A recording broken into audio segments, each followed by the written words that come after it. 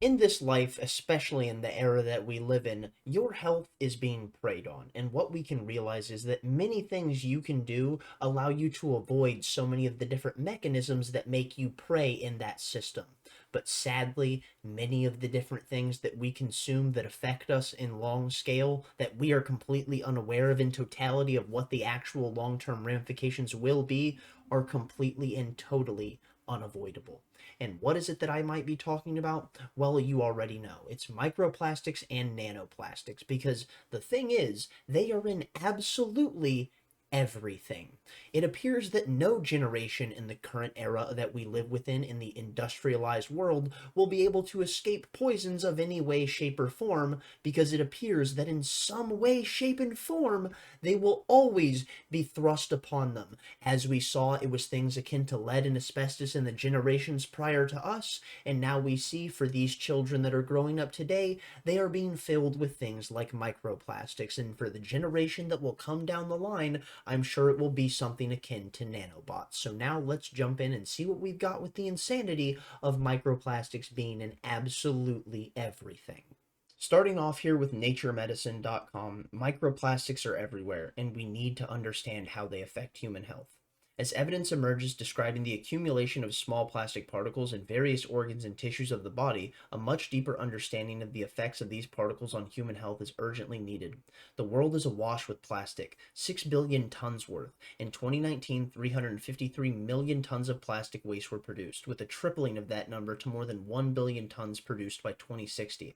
More than 10,000 chemicals are now present in plastics, including carcinogens and endocrine disruptors, with endocrine disruptors doing things like effectively causing early onset puberty in young girls, and not only that, destroying their ability to properly regulate. So, here we see plastics find their way into the human body in the form of tiny particles called microplastics, less than 5 millimeters in diameter, and nanoplastics, less than 1 micrometer in diameter. Microplastics and nanoplastics, or MNPs, can arise from a variety of sources, including by design, as in the case of microbeads used in cosmetics and personal care products, or inadvertently as the result of degradation of larger plastic products, such as through the laundering of synthetic clothes or the abrasion of tires.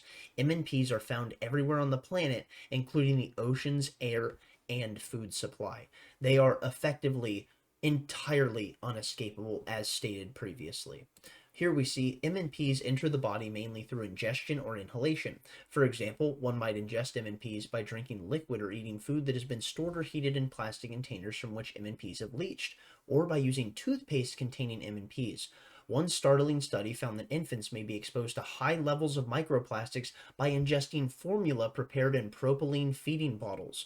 The biological effects of MNPs have been researched for decades, mainly in studies of laboratory rodents and human cells exclusively. In rodent studies, microplastics have been shown to have detrimental effects on a wide variety of organs, including the intestine, lungs, and liver, as well as the reproductive and nervous systems. Most recently, MNPs have been found in a variety of tissues and organs in humans, including blood, lungs, placenta, and breast milk.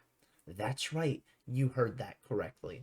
The effects of MNPs on human health are just beginning to be documented. For example, a recent report described a potential link between MNPs present in blood vessels and cardiovascular disease. In samples of arthritic plaques that had been surgically excised from carotid arteries of 304 people, plastic was detected in plaques from approximately half of this cohort, with polyethylene in 150 of the samples and polyvinyl chloride in 31 of them. Using electron microscopy, the researchers found jagged-edged particles identified as MNPs in the plaques.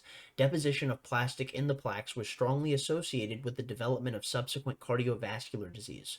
Over the course of 34 months, people with evidence of MNPs in their plaques had a 4.5-fold higher risk of composite endpoint of non-fatal myocardial infarction, non-fatal stroke, or death from any cause relative to the risk for those without such evidence.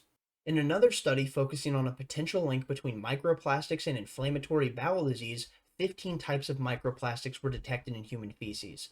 The concentration of fecal microplastics was higher in people with inflammatory bowel disease than in healthy people, and the level of fecal microplastics correlated with the severity of the disease. Can't say I'm surprised in any way, shape, or form there.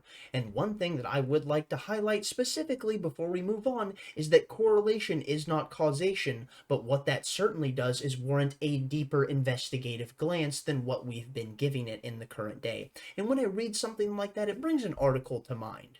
Something like this. Here we see we consume up to a credit card's worth of plastic every week, says CNN. And it's not just CNN saying this. It's also the Scientific American, it's also Healthline, as well as the American Health Journal. There are so many different outlets that are talking about things like this, and this conversation has been going on since roughly 2019 when microplastics really started to become a major talking point in correlation with understanding the current metabolic health crisis that is befalling humanity in the West. Jumping back to it now, we see although these studies did not demonstrate a causal link between the presence of MNPs and disease, they underscore the need to accelerate research on this topic, and I could not agree more with that sentiment. Among the most pressing questions are the amount of MNPs that are absorbed through ingestion, inhalation, or skin exposure, the amount of MNPs that accumulate in different tissue over the lifetime of a person, and how the different characteristics of MNPs, including their chemical composition, size, and shape, affect those tissues. Mechanistic studies are also needed to probe how MNPs might lead to damage, including systemic effects mediated by how the immune system or the microbiome or direct cytotoxic effects. There is also a need for a study of how exposure to MNPs and its consequent effects on health may be influenced by environmental, social, and economic factors. As the world's burden of plastic becomes more and more untenable, international public health initiatives are aiming to manage the production, design, and disposal of plastics more responsibly. In the case of microplastics, from October 2023, the European Union has restricted the international addition of microplastics to products and has set a target to reduce microplastic pollution by 30% by 2030.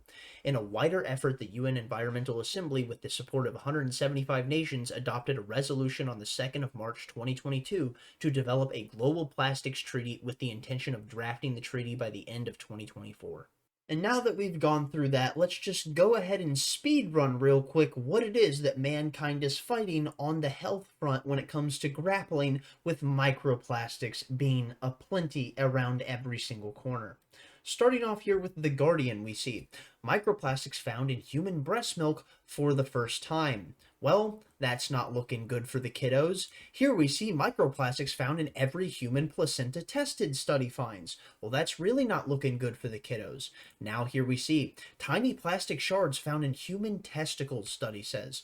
Well, that's certainly not looking good for us and boding well for humanity. And when you see something like this, it certainly makes you understand why it is that we very well may have a fertility crisis in the West and a declining sperm rate on top of that.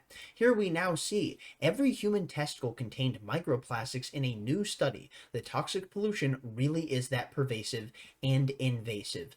Here we now see from Science Alert, experiments reveal microplastics in every human semen sample tested. So even when your children are simply swimmers, they are battling microplastics as well.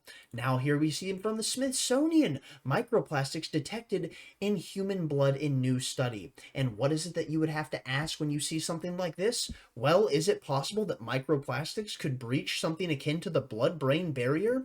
Well, here we see from NBC News, microplastics can get into brain tissue, study shows, so we're going to go ahead and give that a yes. The tiny scraps of plastic were found in the olfactory bulb, the part of the brain responsible for processing smell. That's interesting, isn't that?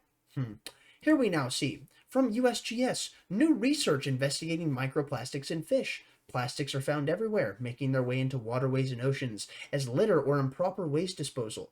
Microplastics, tiny plastics not easily seen by the naked eye, are suspect of posing a risk to aquatic food webs and have the potential for human ingestion.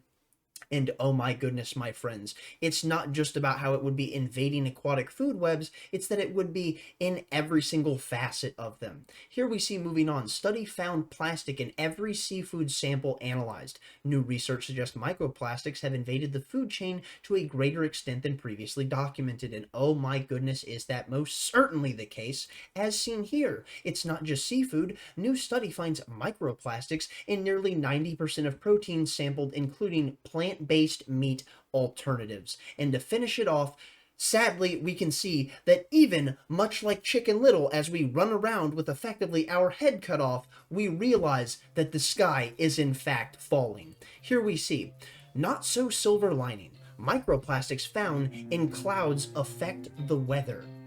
Isn't that just amazing? It is quite literally affecting every single facet of our lives. There is no escaping it. So I'm going to go ahead and call it there because I don't know what else to say. Thank you for watching. If you got this far, thumbs up if you liked it, thumbs down if you didn't. Tell me where I'm wrong in the comment section down below. Stay lovely, stay great, and most importantly, my friends, tell someone you love them.